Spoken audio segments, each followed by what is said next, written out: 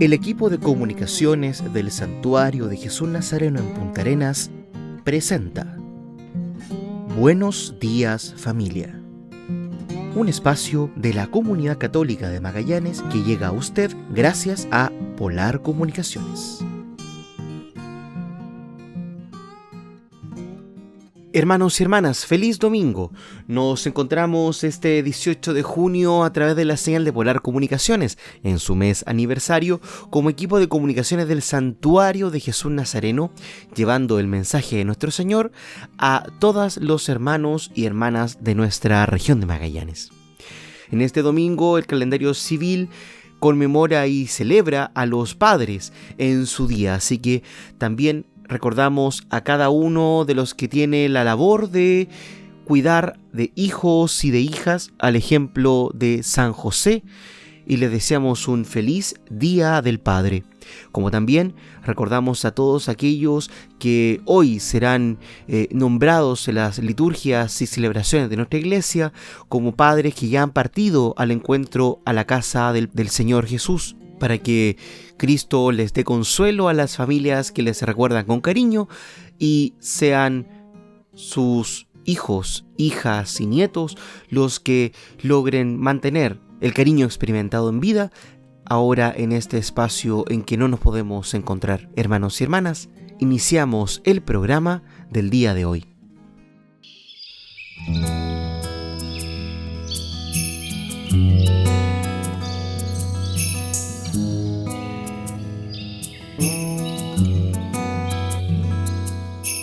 Dios de la vida, del amor y del perdón, que me has buscado donde quiera que yo voy, me has encontrado masticando algún dolor o en el camino confundido y sin control.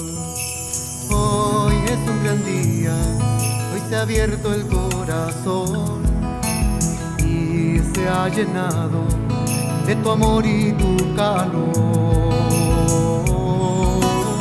Y cantará una voz donde te quieran escuchar. Se escuchará una voz donde no exista tu verdad.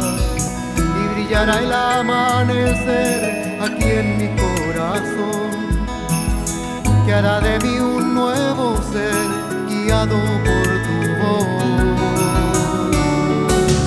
Dios de la vida, del amor y del perdón, nunca me faltes donde quiera que yo voy. Llena de esperanza este pobre corazón, dame la confianza de seguirte sin temor. Y cantará una voz donde te quieran escuchar. Se escuchará una voz donde no exista tu verdad. Y brillará el amanecer aquí en mi corazón, que hará de mí un nuevo ser guiado por tu voz. Y cantará una voz donde te quieran escuchar. Se escuchará una voz donde no exista tu verdad. Y brillará el amanecer aquí en mi corazón, que hará de mí un nuevo ser guiado por tu voz.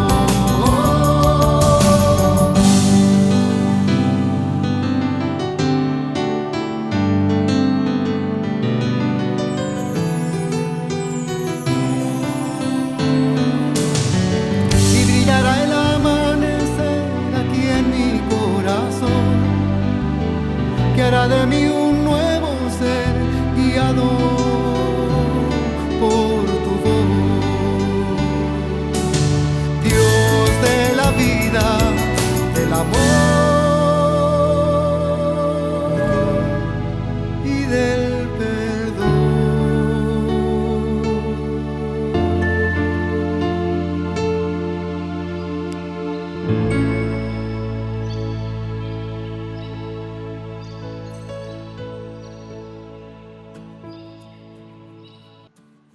Catequistas de América Latina y el Caribe se reunirán en Panamá convocados por el CELAM y el Vaticano. Las comisiones episcopales de catequesis de América Latina y el Caribe realizaron un encuentro en Ciudad de Panamá durante el 16 y 17 de junio pasados, con el fin de proyectar líneas comunes en las iglesias particulares del continente.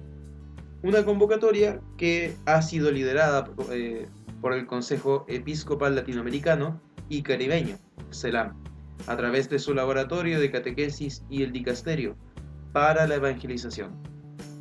Por parte de Chile, participaron 4 integrantes de la Comisión Nacional de Catequesis. Ellos fueron el obispo de Punta Arenas, Óscar Blanco, presidente de la comisión, junto con Selmira de la Parra, Lorena Basualto y el sacerdote Jorge Barros. Al respecto, Manuel Jiménez, sacerdote colombiano e integrante del laboratorio de catequesis del CELAM, informó que este evento tiene como propósito identificar la acogida y desarrollo en la Iglesia Universal del Directorio para la Catequesis y de la institución del Ministerio del Catequista.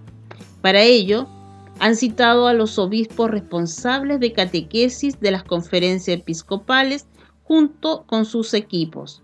Han solicitado el apoyo del CELAM en el laboratorio de catequesis para el desarrollo de la misma, y el laboratorio organizó para la buena y ágil marcha del evento una metodología que incluye una consulta previa y todo un trabajo de escucha a las distintas conferencias episcopales.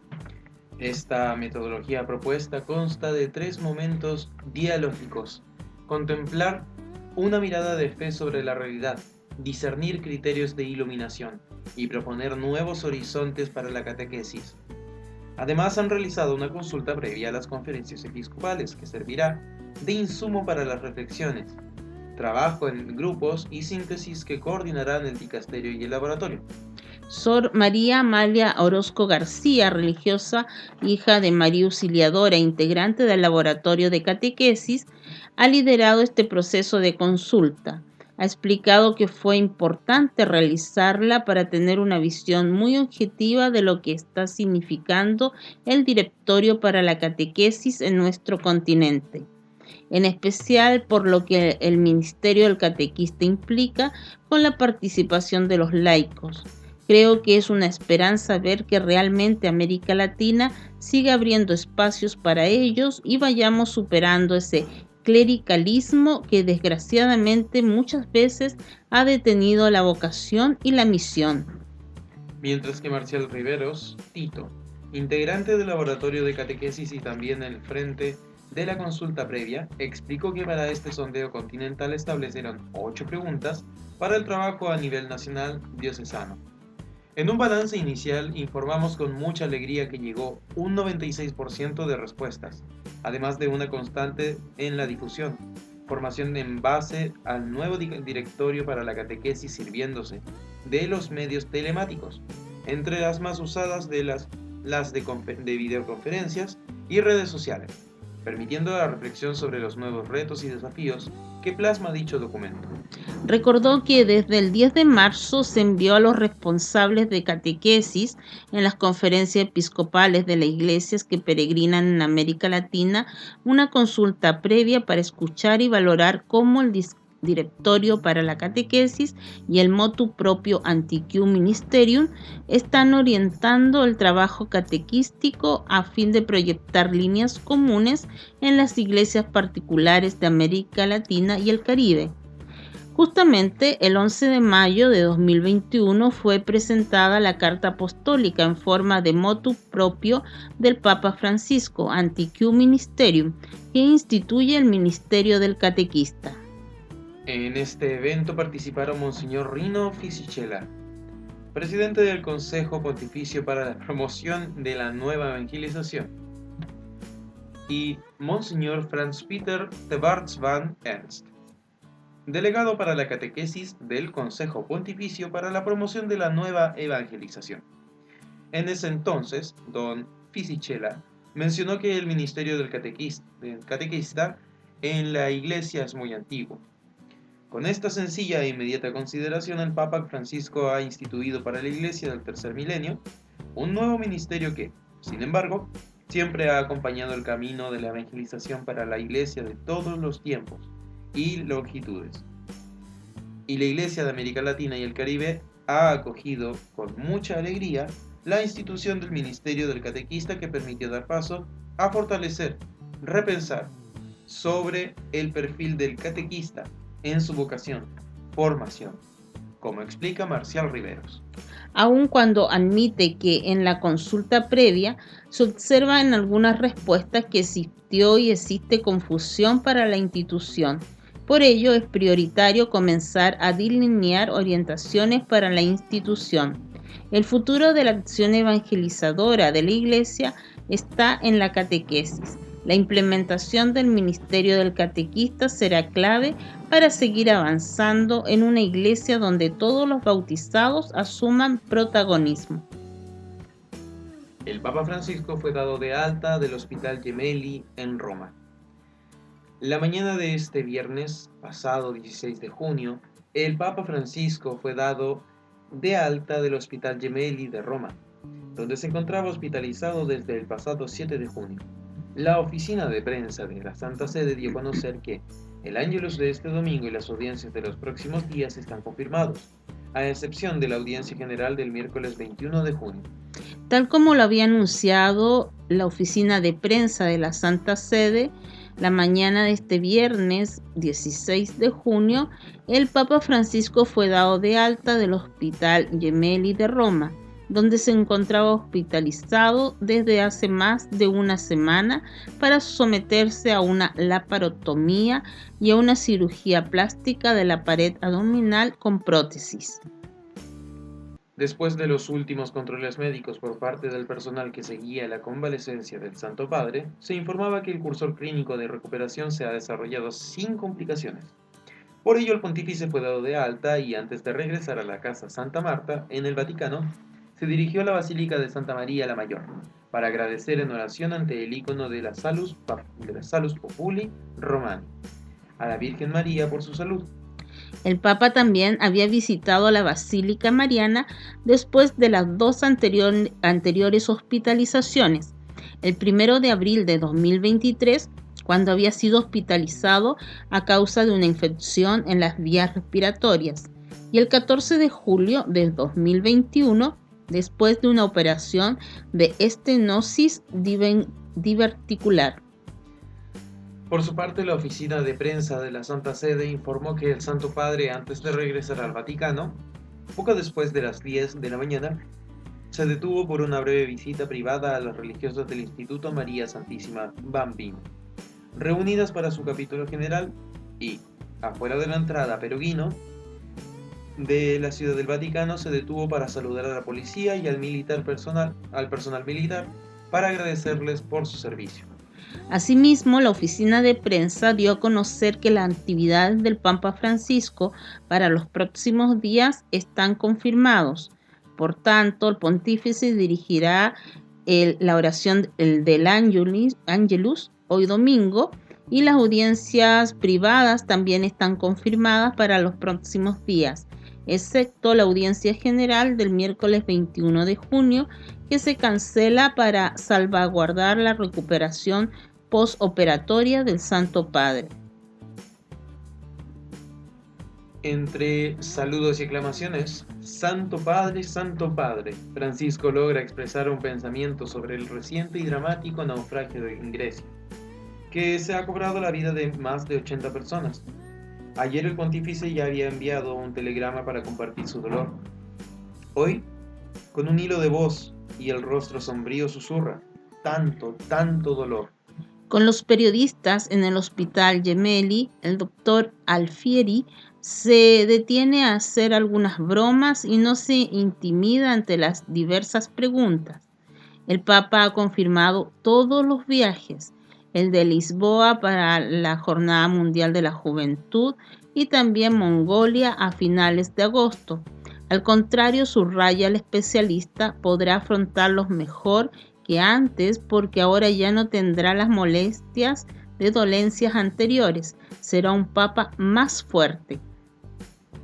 Alguien pregunta cómo continuará su convalecencia y el cirujano con un poco de ironía responde enseguida, pero si no convalece, ya ha empezado a trabajar. La referencia es a las actividades laborales que han marcado, junto con la oración y la lectura, los días de su hospitalización. Le pedimos que hiciera un poco de convalecencia. Estoy seguro de que esta vez nos escuchará un poco más porque tiene citas importantes por delante y ya ha dicho personalmente que las cumplirá todas, incluidos los viajes. Vuelve a decir Alfieri. Ayer él y todo el personal del Hospital Gemelli tuvieron un momento privado con el Papa, que les agradeció su atención y dedicación. El Santo Padre quiso dar las gracias a todo el personal de enfermería, a todo el personal sanitario, a todos los médicos, cuenta el cirujano. Quiso dar las gracias a toda la dirección, porque cuando el Papa viene aquí, todo el hospital sigue trabajando, nadie se queda atrás. También tuvo una conversación personal con uno de nuestros colegas que no se encuentra bien. Un momento muy emotivo que se suma al que vivió en el hospital pediátrico. Una foto de este momento había sido difundida ayer por la oficina de prensa del Vaticano y mostraba a Francisco bajo un crucifijo atento a hablar con una pareja. El Papa. Los pobres no son imágenes para conmover, sino personas que exigen dignidad. En su mensaje para la 7ª Jornada Mundial de los Pobres, Francisco exhorta a no apartar la mirada de los que están en dificultad, como los niños que viven en zonas de guerra, los que no llegan a fin de mes, los que son explotados en el trabajo y los jóvenes prisioneros de una cultura que les hace sentirse fracasados. Todos son nuestros prójimos. Necesitamos un compromiso político y legislativo, serio y eficaz. La mirada de un pobre cambia el rumbo de la vida de quien se cruza en su camino, pero hay que tener el valor de quedarse en esos ojos y luego actuar ayudando, no según nuestras necesidades o nuestro deseo de librarnos de lo superfluo, sino según lo que el otro necesita.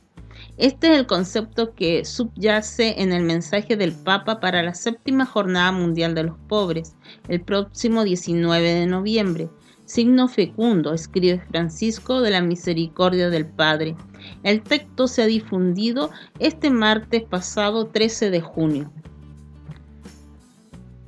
En el mensaje sobre el tema, No apartes tu rostro del pobre, en referencia al libro de Tobías, el Papa ofrece una interpretación de la realidad que parte de reconocer en los más frágiles el rostro del Señor Jesús. Más allá del color, de la piel, de la condición social y del origen.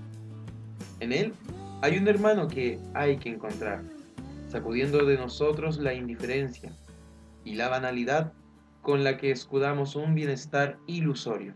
La realidad en la que vivimos, subraya el Papa, está marcada por el volumen excesivo de la llamada a la opulencia y por tanto por el silenciamiento de las voces de los pobres. Se tiende a descuidar todo aquello que no forma parte de los modelos de vida destinados sobre todo a las generaciones más jóvenes, que son las más frágiles frente al cambio cultural en curso, escribe el Santo Padre agregando. Lo que es desagradable y provoca sufrimiento se pone entre paréntesis mientras que las cualidades físicas se exaltan, como si fueran la principal meta a alcanzar. La realidad virtual se apodera de la vida real y los dos mundos se confunden cada vez más fácilmente. Los pobres, escribe el obispo de Roma, se vuelven imágenes que pueden conmover por algunos instantes, pero cuando se encuentran en carne y hueso por la calle, entonces intervienen el fastidio y la marginación. Sin embargo, la parábola del buen samaritano, subraya Francisco, interpela al presente. Delegar en otros es fácil. Ofrecer dinero para que otros hagan caridad es un gesto generoso. La vocación de todo cristiano es implicarse en primera persona, dice el pontífice. Recordando el párrafo 6 de la Pacem in Terris de Juan 23, escrita hace 60 años, el pontífice recuerda que aún queda mucho trabajo por hacer para asegurar una vida digna a muchos, para que aquellas palabras del Papa Roncalli se hagan realidad. por medio de un serio y eficaz compromiso político y legislativo. Francisco espera el desarrollo de la solidaridad y la subsidiariedad de tantos ciudadanos que creen en el valor del compromiso voluntario de entrega a los pobres. No obstante los límites y en ocasiones las deficiencias de la política en ver y servir al bien común. En definitiva, el Santo Padre pide no quedarse de brazos cruzados, esperando recibir algo de lo alto. Quienes viven en condiciones de pobreza también han de ser implicados y acompañados en un proceso de cambio y responsabilidad, escribe Bergoglio. En el texto de Francisco, la mirada se amplía a los nuevos pobres. Recuerda a los niños que viven un presente difícil y ven comprometido su futuro a causa de la guerra. Nadie podrá acostumbrarse jamás a esta situación, observa. Mantengamos vivo cada intento para que la paz se afirme como don del Señor resucitado y fruto del compromiso por la justicia y el diálogo. En el corazón del Papa están también quienes, ante el dramático aumento de los costes, se ven obligados a elegir entre alimentos o medicamentos. De ahí procede la invitación a alzar la voz para que se garantice el derecho a ambos bienes, en nombre de la dignidad de la persona humana. Así también piensan los niños, las familias, pero también los trabajadores obligados a un trato inhumano, con un salario insuficiente o el peso de la precariedad, o las excesivas víctimas de accidentes provocadas a menudo por una mentalidad que prefiere el beneficio inmediato en detrimento de la seguridad. Asimismo, hay una gran preocupación por los jóvenes. Cuántas vidas frustradas e incluso suicidios de jóvenes engañados por una cultura que los lleva a sentirse incompletos y fracasados, exclama. Ayudémosle a reaccionar ante estas instigaciones nefastas para que cada uno pueda encontrar el camino a seguir para adquirir una identidad fuerte y generosa. Esa es la invitación de Francisco. Rostros, historias, corazones y almas. Estos son los pobres para el Papa Francisco. El sucesor de Pedro exhorta a compartir con ellos la mesa de sus casas, en señal de fraternidad, al tiempo que reconoce la constante atención y dedicación de muchos vecinos de casa que no son superhombres, sino personas capaces de escuchar, dialogar y aconsejar. La gratitud hacia tantos voluntarios pide hacerse oración para que su testimonio pueda ser fecundo, afirma el Papa. No apartar el rostro del pobre conduce a obtener los beneficios de la misericordia, de la caridad que da sentido y valor a toda la vida cristiana, asegura el pontífice. Para concluir, citando a Santa Teresita del Niño Jesús, 150 años después de su nacimiento, Francisco recordó que todos tienen derecho a ser iluminados por la caridad y pidió mantener nuestra mirada siempre fija en la faz humana y divina de nuestro Señor Jesucristo. Estos 6 papás llegaron a ser santos. Al celebrar hoy el Día del Padre, compartimos la historia de algunos papás católicos que alcanzaron la santidad y son fuente de inspiración para muchos hombres. Primero tenemos a San José. Dios le encomendó a San José una gran responsabilidad y privilegio, ser el padre adoptivo de Jesucristo y casto esposo de la Virgen María. San José era carpintero y descendiente del rey David. Cuando fue a Belén con María para registrarse en el censo, ella dio a luz a Jesús en un establo y luego tuvieron que huir a Egipto para evitar que el niño fuera asesinado por orden del rey Herodes. San José educó a Cristo y le enseñó el oficio de carpintero. Se le conoce como el patrono de la buena muerte, porque según la tradición, murió acompañado y consolado por Jesús y María. En un discurso, el Papa Francisco destacó que San José supo descansar en Dios en la oración, levantarse con Jesús y María y ser una voz profética en medio del mundo. Segundo, San Luis Martín. San Luis Martín fue esposo de Santa Celia Guerin y padre de 5 hijas. Entre ellas se destacan Santa Teresa de Lisieux, doctora de la Iglesia, y Leonía, cuya causa de beatificación se abrió en 2015. Cuando era joven, Luis quiso ser religioso de la congregación hospitalaria del Gran San Bernardo, pero no fue admitido porque no sabía latín. Aprendió el oficio de relojero y se estableció en Alençon, en Francia, donde conoció a su futura esposa. Luis y Celia se casaron el 13 de julio de 1858 y tuvieron 9 hijos, de los cuales sobrevivieron 5 mujeres. El matrimonio tenía una intensa vida espiritual y formó a las niñas para que fueran buenas católicas y ciudadanas respetables. Celia murió de cáncer en 1877. Luis se hizo cargo de sus hijas y se mudaron a Lisieux. Con el pasar de los años, todas abrazaron la vida religiosa. El santo padecía una enfermedad que lo fue mermando hasta que perdió sus facultades mentales. Murió en 1894. En octubre de 2015, Luis y su esposa Celia fueron el primer matrimonio en ser canonizado y su fiesta se celebra el 12 de julio, día de su aniversario de bodas. Tercero, Santo Tomás Moro. Santo Tomás Moro nació en Londres en 1477 y en 1505 se casó con Jane Holt, con quien tuvo un hijo y 3 hijas. Sin embargo, su esposa murió joven y él volvió a contraer nupcias con Alice Middleton. San Juan Pablo II dijo que Santo Tomás Moro fue un marido y un padre cariñoso y fiel, profundamente comprometido en la educación religiosa, moral e intelectual de sus hijos. Su casa acogía yernos, nueras y nietos. Su excelente carrera como abogado lo llevó al Parlamento inglés y años más tarde llegó a ocupar puestos importantes del gobierno, luego de que su libro Utopía llamara la atención del rey Enrique VIII. Fue encarcelado por oponerse a los deseos del monarca de repudiar a su esposa para casarse con otra mujer y separarse de la Iglesia Católica para formar la Iglesia Anglicana. Su hija Margarita lo visitaba en la prisión con frecuencia y rezaban juntos. Por mantenerse firme en sus convicciones fue declarado traidor y decapitado el 6 de julio de 1535. Cuarto, San Isidro Labrador. Desde pequeño, San Isidro trabajó labrando, cultivando y cosechando campos en España. Se casó con una campesina que también llegó a ser santa, María de la Cabeza.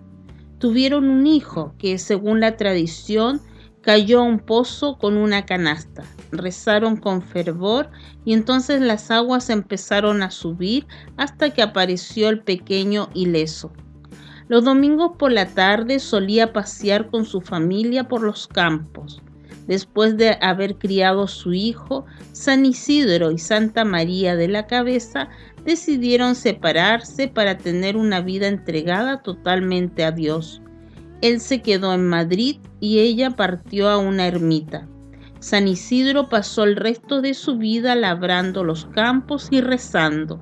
Murió el 30 de noviembre de 1172. Quinto, San Luis de Francia. Luis IX nació en 1214 y fue coronado rey de los franceses a los 12 años, bajo la regencia de su madre, quien les solía decir: «Hijo, prefiero verte muerto que en desgracia de Dios por el pecado mortal». En 1234 es declarado mayor de edad y asume sus funciones de monarca. Se casó con la virtuosa Margarita de Provenza, quien le ayudaría a alcanzar la santidad. Tuvieron 11 hijos. El rey se distinguió por su bondad, justicia, caridad y piedad. Educó a sus hijos tal como lo hizo su madre con él. Participó en 2 cruzadas para recuperar los lugares santos y frenar las invasiones musulmanas. En la segunda cruzada enfermó de disentería, cerca de Cartago, norte de África. Murió en agosto de 1270. Dejó un testamento espiritual al hijo que le sucedería, el futuro Felipe III, donde le da instrucciones para ser un gobernante sabio, justo y santo. Y sexto, San Esteban de Hungría. San Esteban fue rey de Hungría, esposo de la beata Gisela de Baviera. y padre de San Emérico. Tuvo un gran cariño por la iglesia y procuraba ser un ejemplo de piedad para sus súbditos. Solía disfrazarse para salir de noche a repartir ayudas. Educó a su hijo con esmero y le dejó escritos varios consejos sobre las virtudes que debe cultivar un monarca. Juntos defendieron al reino del ataque de Conrado II, emperador del Sacro Imperio Romano Germánico. Sin embargo, el joven falleció durante una cacería. Cuando se enteró de la noticia, Esteban exclamó: «El Señor me lo dio, el Señor me lo quitó, bendito sea Dios». El rey nombró como sucesor a su sobrino Pedro Orseolo. El santo murió el 15 de agosto de 1038, día de la solemnidad de la Asunción de la Virgen, de quien fue un gran devoto. Aleluya.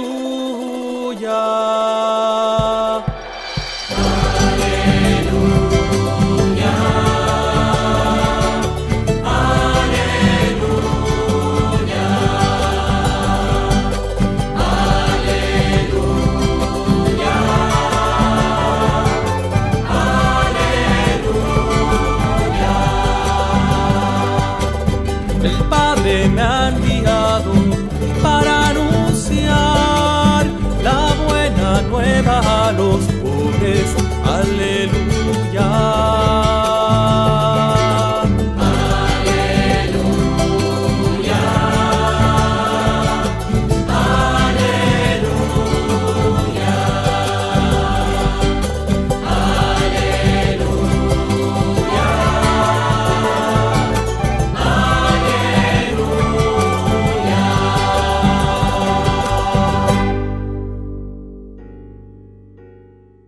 Del Evangelio según San Mateo. Jesús recorría todas las ciudades y los pueblos, enseñando en las sinagogas de ellos, proclamando la buena noticia del reino y sanando todas las enfermedades y dolencias de la gente. Al ver a la multitud, tuvo compasión, porque estaban fatigados y abatidos, como ovejas que no tienen pastor. Entonces dijo a sus discípulos: «La cosecha es abundante, pero los trabajadores son pocos. Rueguen al dueño de los sembrados que envíe trabajadores para la cosecha». Jesús convocó a sus 12 apóstoles y les dio el poder de expulsar a los espíritus impuros y de curar cualquier enfermedad o dolencia. Los nombres de los 2 apóstoles son, en primer lugar, Simón, de sobrenombre Pedro, y su hermano Andrés; luego Santiago, hijo de Zebedeo, y su hermano Juan; Felipe y Bartolomé; Tomás y Mateo el publicano; Santiago, hijo de Alfeo y Tadeo; Simón el cananeo; y Judas Iscariote, el mismo que lo entregó. A estos 12 Jesús los envió con las siguientes instrucciones: «No vayan a regiones paganas, ni entren en ninguna ciudad de los samaritanos. Vayan en cambio a las ovejas perdidas del pueblo de Israel. Por el camino proclamen que el reino de los cielos está cerca. Curen a los enfermos, resuciten a los muertos, purifiquen a los leprosos, expulsen a los demonios. Ustedes han recibido gratuitamente, den también gratuitamente». Palabra del Señor. Gloria a ti, Señor Jesús. Esta es la palabra de Dios. Gloria y honor a ti, Señor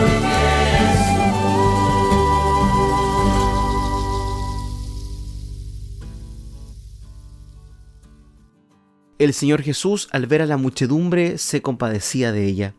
Jesús miraba a la gente y las veía por dentro, con sus problemas, sus dificultades, sus angustias, sus penas, y no pasaba de largo, ni miraba a otro lado, sino que las metía dentro de su piel, dentro de su corazón compasivo. Por eso no podía seguir adelante sin darle un vuelco al corazón. Solo cuando metemos a las personas en nuestro corazón, ya no podemos seguir adelante. Cambia nuestros planes, nuestros proyectos y comenzamos a mirar a las personas con la mirada de Jesús. Pablo, antes de su conversión, a los cristianos los veía como enemigos. Después de convertirse, los miraba como sus hermanos. La mies es mucha y los obreros son pocos. ¿Eran pocos los obreros? Si contamos los fariseos, saduceos, escribas, se podría contar por millares. Y todos trabajaban para Dios. Todos se empleaban en la liturgia de la palabra y en las ceremonias que se realizaban en Jerusalén. Y todos vivían muy bien con lo que llegaba de las limosnas del templo. Pero esos no interesaban a Jesús. Ninguno de ellos era válido para predicar la buena noticia del reino. Ahora nos quejamos de que no tenemos sacerdotes. ¿De verdad que son pocos? ¿O son pocos los que se acomodan a lo que exige Jesús? ¿Van ligeros de equipaje? ¿Les preocupa el reino de Dios por encima del dinero, la fama, el prestigio, el poder? ¿Su mirada está clavada en los pobres, los humildes, los sencillos, en los que sufren?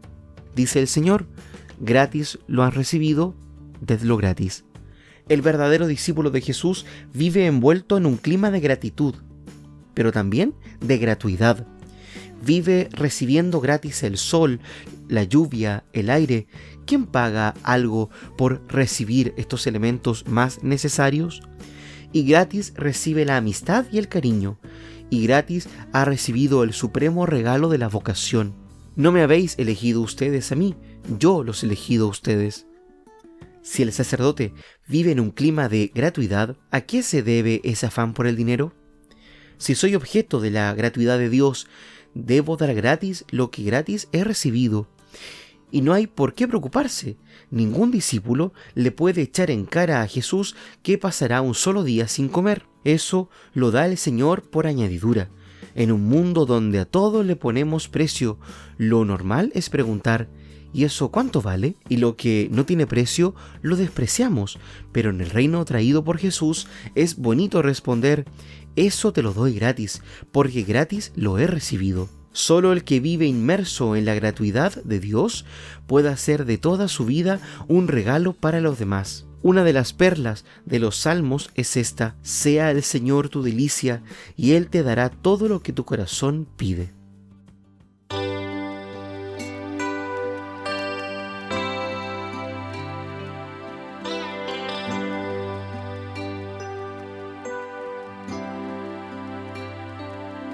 Señor, toma mi vida nueva antes de que la espera desgaste años en mí. Estoy dispuesta a lo que quieras, no importa lo que sea, tú llámame a servir.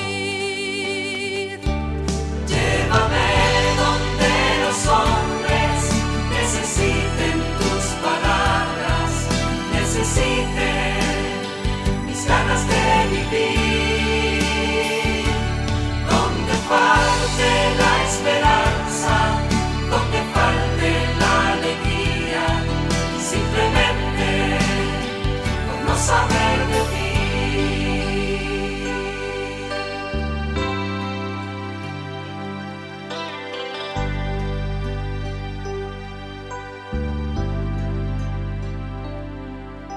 Te doy mi corazón sincero para gritar sin miedo tu grandeza, Señor. Tendré mis manos sin cansancio, tu historia entre mis labios y fuerza en la oración.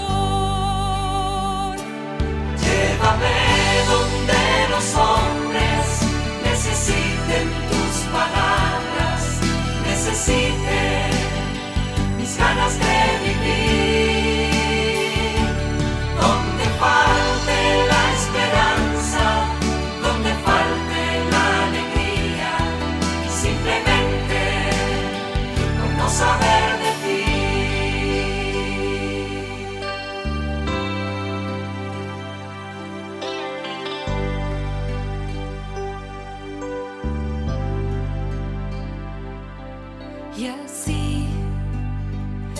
marcha iré cantando, por calles predicando lo bello que es tu amor. Señor, tengo alma misionera, condúceme a la tierra que tenga sed de Dios. Llévame donde los hombres necesiten tus palabras, necesiten mis ganas de vivir. Donde falte la esperanza, donde falte la alegría, simplemente por no saber de ti. Llévame donde los hombres necesiten tus palabras, necesiten mis ganas de vivir. Donde falte la esperanza, donde falte la alegría, simplemente por no saber de ti.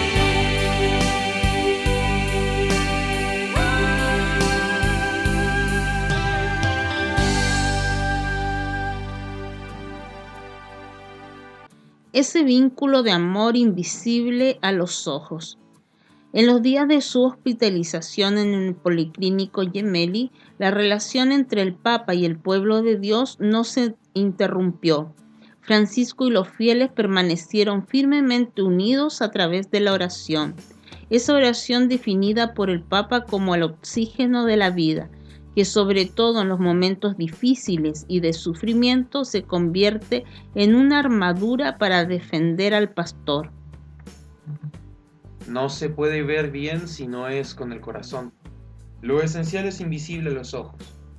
Esta famosa frase del libro El Principito describe bien lo que sucedió tras el ingreso del Papa Francisco en el Hospital Gemelli el pasado 7 de junio.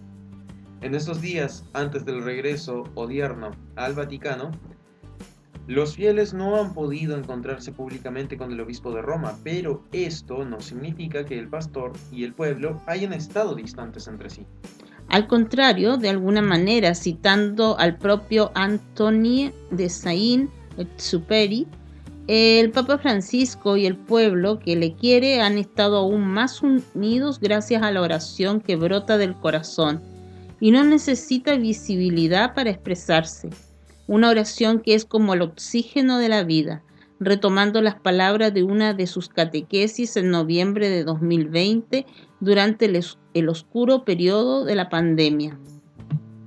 Mirando retrospectivamente lo sucedido, es significativo que, poco antes de su hospitalización, todo el mundo pudo observar al Papa al comienzo de la audiencia general en la plaza de San Pedro, reunido en oración ante las reliquias de Santa Teresa de Lisieux, de la que es tan devoto.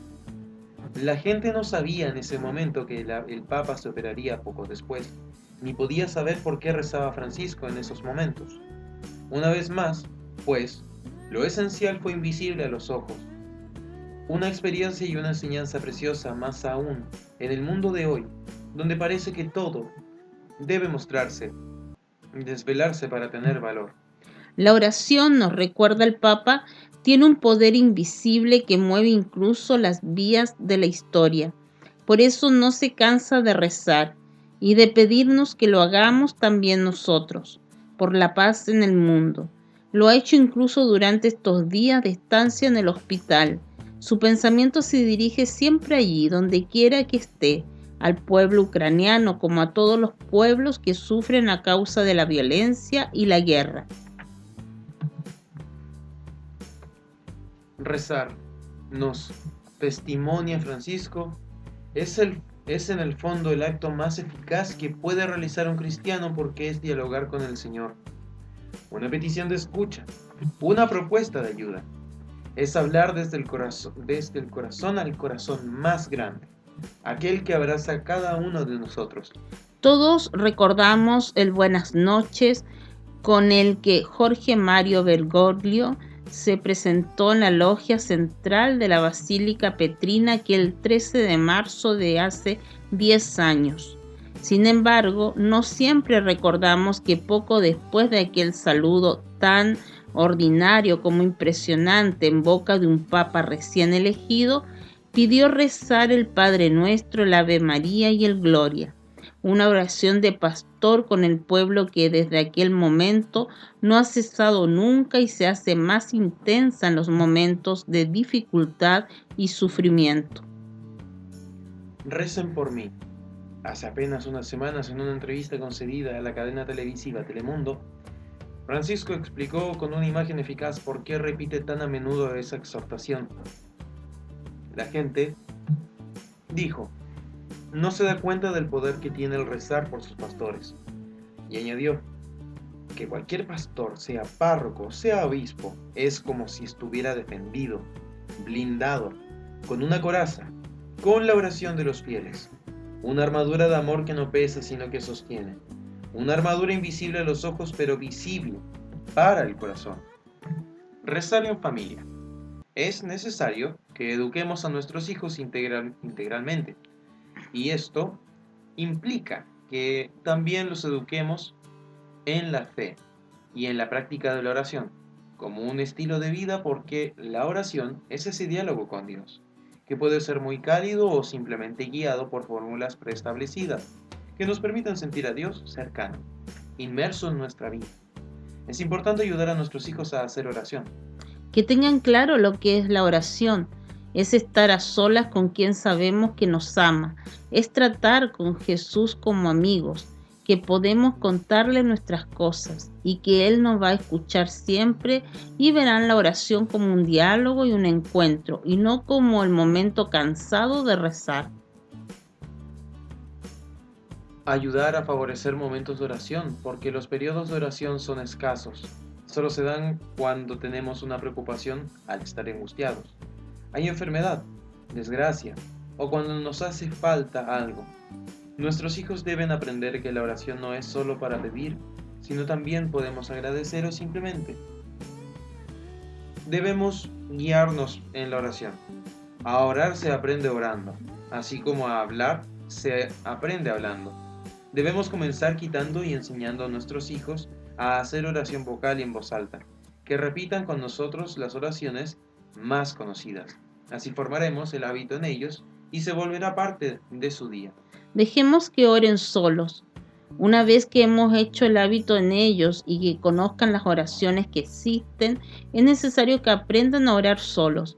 Primero podemos pedirles que oren en voz alta, pero que lo dirijan ellos y poco a poco irles dejando periodos de oración personal. La oración familiar es importante porque el ejemplo arrastra. Es necesario ser coherentes y vivir el estilo de vida de oración para que nuestros hijos comprendan que es posible hacer oración en cualquier momento del día y bajo cualquier circunstancia. Debemos crear y cultivar una fe enraizada y profunda en nuestros hogares. Debemos tomar muy en cuenta que la influencia más importante en la vida religiosa y espiritual de nuestros hijos somos los padres. Es muy notorio cuando nuestros hijos practican y desarrollan su fe con una mentalidad positiva y no superficial, porque son más felices que aquellos que no lo hacen. Además, se forman saludables y más comprometidos a vivir su vida de una manera constructiva y un futuro de esperanza. 8 claves del Papa Francisco para ser un buen padre.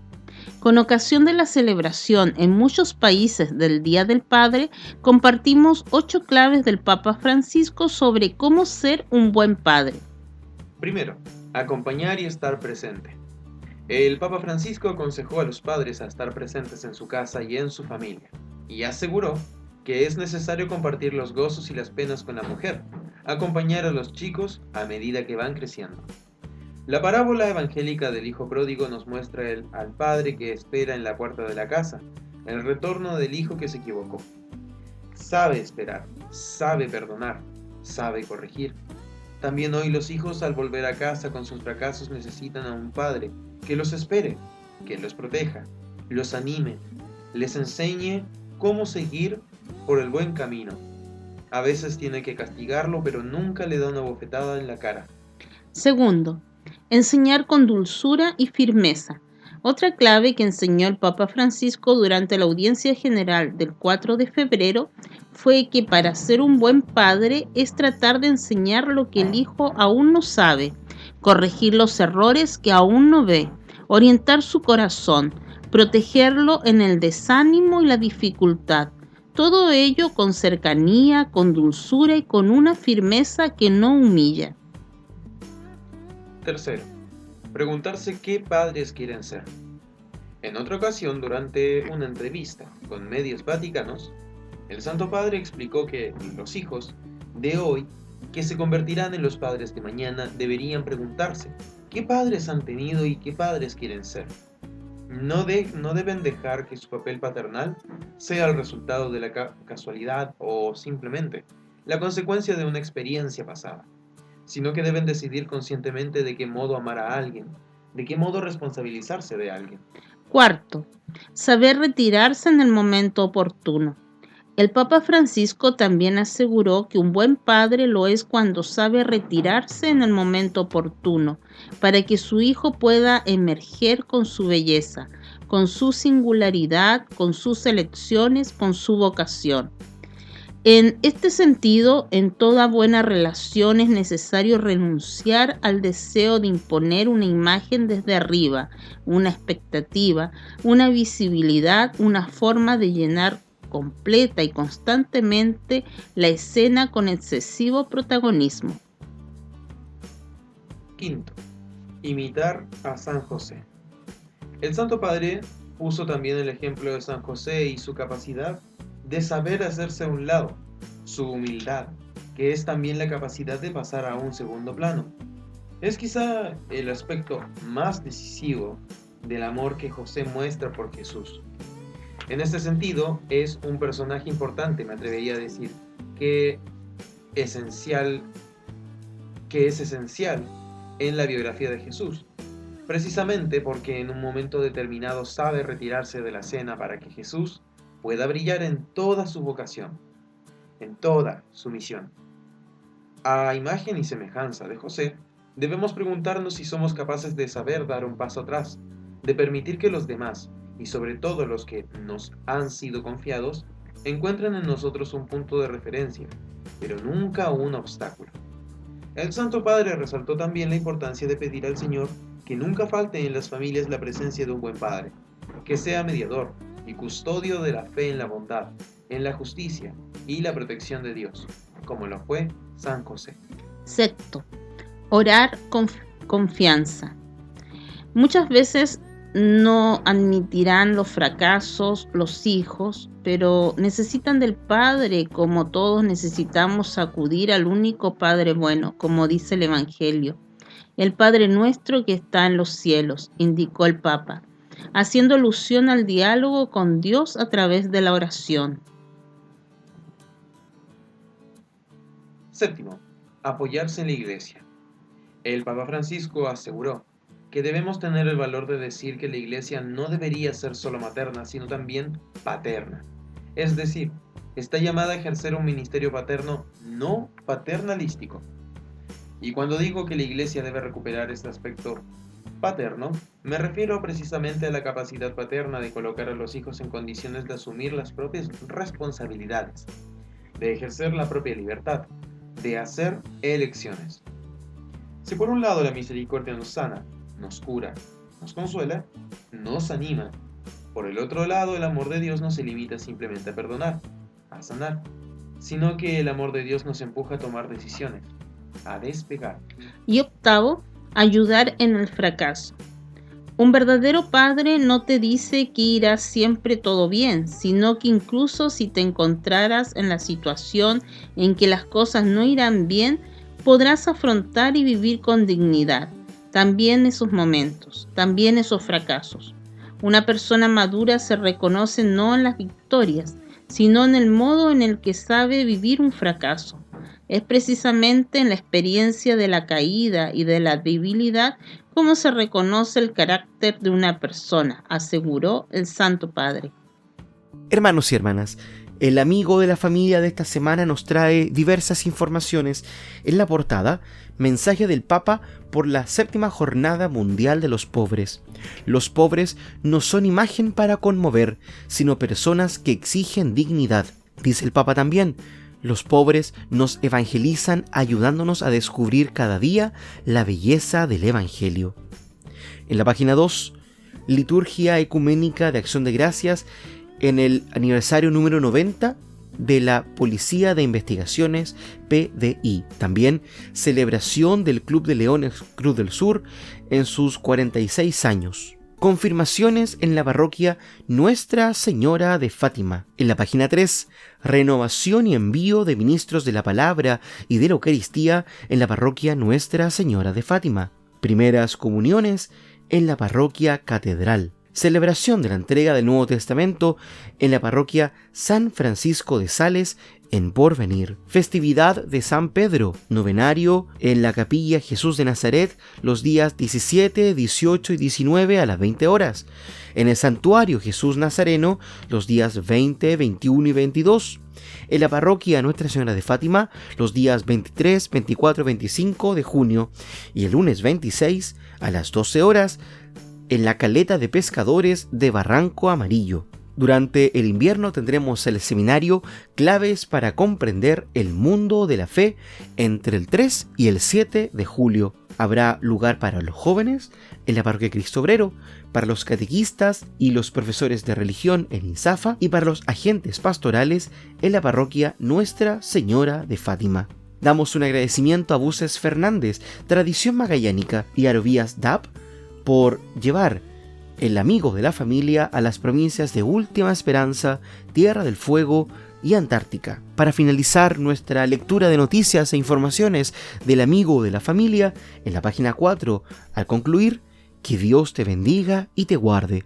Feliz Día del Padre. Santoral Católico de la semana. Hoy domingo 18 de junio felicitamos a todos los papás en su día.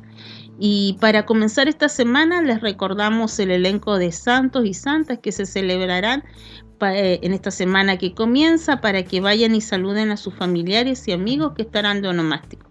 Hoy domingo 18 San Salomón, el día lunes 19 San Romualdo, el día martes 20 San Florentino, el día miércoles 21 San Raúl y San Rodolfo. El día jueves 22, San Paulino de Nola, San Tomás Moro y San Juan Fischer. El día viernes 23, San Marcial. El día sábado 24, San Juan Bautista. Y el próximo domingo 25, San Guillermo. Hermanos y hermanas, finalizamos este espacio radial que el equipo de comunicaciones del Santuario de Jesús Nazareno lleva a cada uno y cada una de ustedes por medio de Polar Comunicaciones en este su mes aniversario, 83 años de la emisora. Hermanos y hermanas, esperamos que esta semana que inicia con este domingo sea un espacio de encuentro para muchas y para muchos. Les recordamos que el próximo sábado 24 de junio tenemos la celebración de San Juan. Es un espacio tradicional de nuestra comunidad del Santuario de Jesús Nazareno y que además debemos decir con alegría que el domingo pasado ya estaban vendidas las entradas completas para la celebración en el recinto. Aún quedaban algunas entradas para poder comprar el plato de alimentación y llevarlo hasta sus hogares. Esperamos que mucha gente pueda disfrutar de este encuentro junto al Señor y junto a los hermanos en el Santuario de Jesús Nazareno. Hermanos y hermanas, que tengan una muy feliz semana, que estén muy bien. El equipo de comunicaciones del Santuario de Jesús Nazareno en Punta Arenas presentó Buenos Días Familia, un espacio de la comunidad católica de Magallanes que llega a usted gracias a Polar Comunicaciones. Esperamos encontrarnos con usted la próxima semana.